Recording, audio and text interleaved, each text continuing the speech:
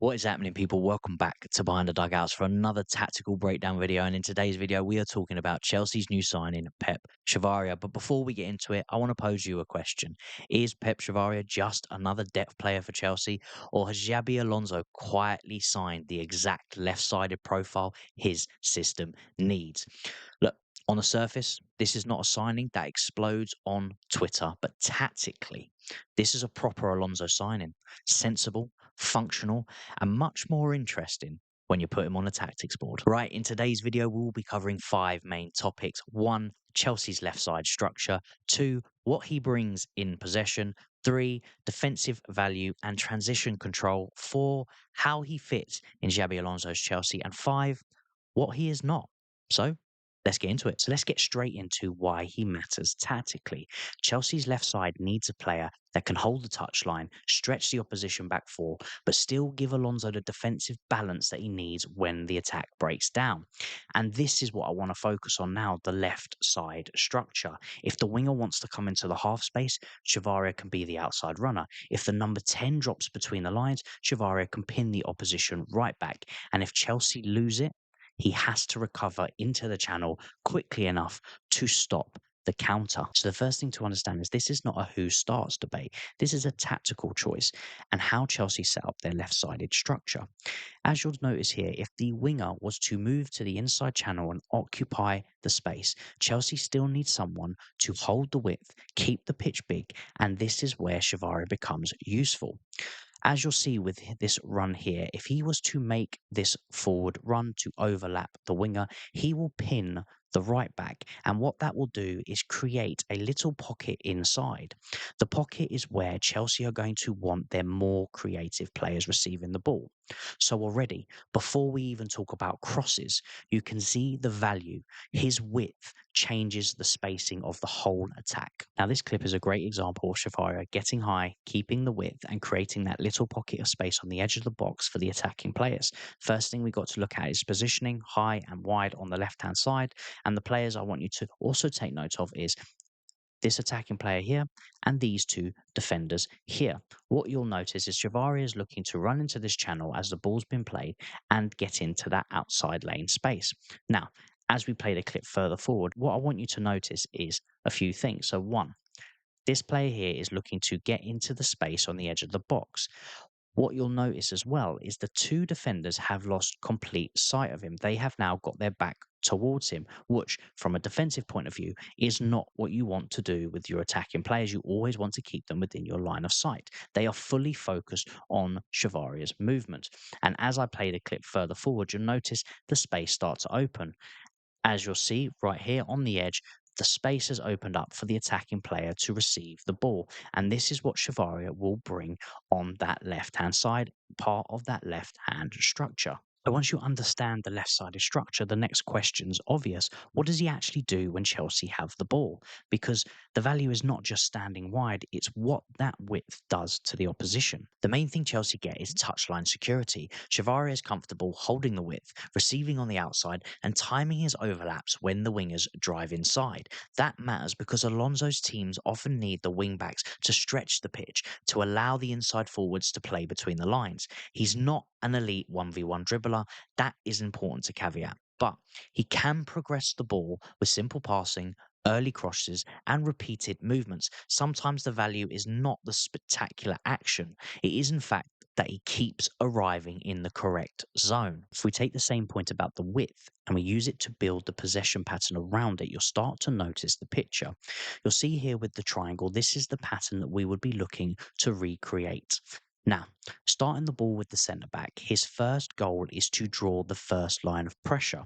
And by doing this, it will open up the channel between the lines where he will be looking to move the ball inside to the midfielder. Now, once the ball does go inside, the opposition right back has a decision to make. Does he jump towards the ball or does he protect the touchline? Now, if he does go towards the ball and close down the midfielder and come inside, Chavarría will attack the outside. And this is a simple but repeatable action Chelsea can use. And by doing so, Chavarría will get into a position to put crosses in. Now, the value is not that every cross has to become a goal. The value is the territory, the pressure, the repeatable final third occupation. But once he goes that high, we then have to ask the next question: what happens if Chelsea lose it? This clip is a great demonstration of the patterns of play we were looking to recreate with a slightly different set of players. So we have the striker, the winger, and Chavarría here, who are forming our triangle. Now we can already see that the opposition right back is forming the first line of pressure by putting pressure on the winger. We can also see that the gap between the lines has come between the opposition right back and their midfielder, that the winger will be looking to play the ball into the striker from. Now, the striker we can see is pinned now by the opposition centre back, which has then created the space that Chavarría is looking to run into. As I play the clip further forward, you'll see how this materializes. So we can see the ball goes straight into the striker, and we can already see that Chavarría is on the move to look to get into that space in the outside lane. As we play further forward, you'll see the striker sets him off down the outside lane, and he then goes to put the cross in. Now, this is something Alonso is going to want to happen consistently: more crosses, more opportunities to score. But if we only talk about the attacking side, we miss the biggest reason Alonso wants this profile. The real test is what happens when the player has gone forward and Chelsea lose the ball. This is probably where the move becomes the most interesting. Alonso cannot have wingbacks that just bomb forward and leave the rest of the team exposed. Chavarria's selling point is that he gives you the energy to go forward, but also has the recovery habits to get back into the defensive line. You take it all together: the numbers, the eye tests, tackles, interceptions, recoveries, clearances, blocked deliveries. This tells you that he is involved in the ugly stuff, and he's not just standing high and waiting to cross the ball. So I want to paint a picture for you here first. Chelsea, they're on the attack. We've got the width, we've got the territory, and we have a player arriving in the final third. But this is also the risk.